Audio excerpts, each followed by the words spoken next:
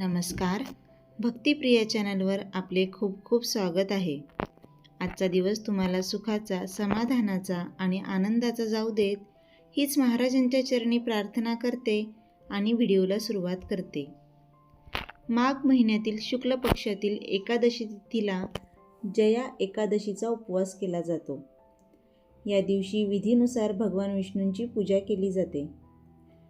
यंदाची जया एकादशी ही 8 फेब्रुवारी म्हणजे शनिवारी आलेली आहे. तर या एकादशीला ही व्रतकथा नक्की ऐकावी. जया एकादशी व्रताची कथा. एकदा अर्जुनाने भगवान श्रीकृष्णांना विचारले, हे देवा, आता कृपया मला सविस्तर सांगा की माघ महिन्याच्या शुक्ल पक्षातील एकादशीचे महत्त्व काय आहे. माघ शुक्ल पक्षातील एकादशीला कोणत्या देवतेची पूजा करावी आणि या एकादशी व्रताची कथा काय आहे. असे केल्याने काय फळ मिळते ते लवकर सांगा. भगवान श्रीकृष्ण म्हणतात, हे अर्जुना, माघ महिन्यातील शुक्ल पक्षातील एकादशीला जया एकादशी म्हणतात. या दिवशी उपवास केल्याने भूत, पिशाच इत्यादींच्या योनीतून मुक्ती मिळते. या दिवशी व्रत पाळावे. आता मी तुम्हाला जया एकादशीच्या व्रताची कथा सांगतो. एकेकाळी नंदनच्या जंगलात उत्सवाचे आयोजन केले जात होते.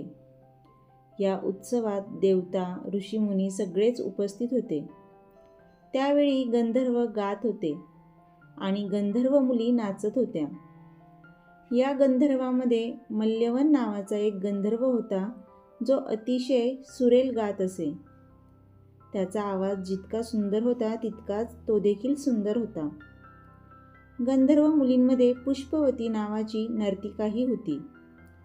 पुष्पवती नावाची एक गंधर्व मुलगी माल्यवन नावाच्या गंधर्वाला पाहून त्याच्यावर मोहित झाली आणि तिने आपल्या हावभावांनी त्याला आकर्षित करण्याचा प्रयत्न केला.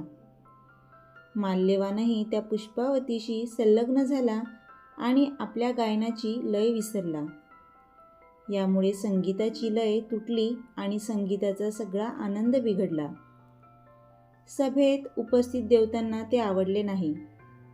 मल्यवानाच्या या कृत्याने भगवान इंद्र चिडतात आणि त्याला स्वर्गापासून वंचित राहण्याचा शाप देतात आणि मृत्यूच्या जगात पिशाचसारखे जीवन उपभोगले, कारण तू संगीतासारख्या पवित्र साधनेचाच नव्हे तर सभेत उपस्थित असलेल्या शिक्षकांचाही अपमान केला आहेस.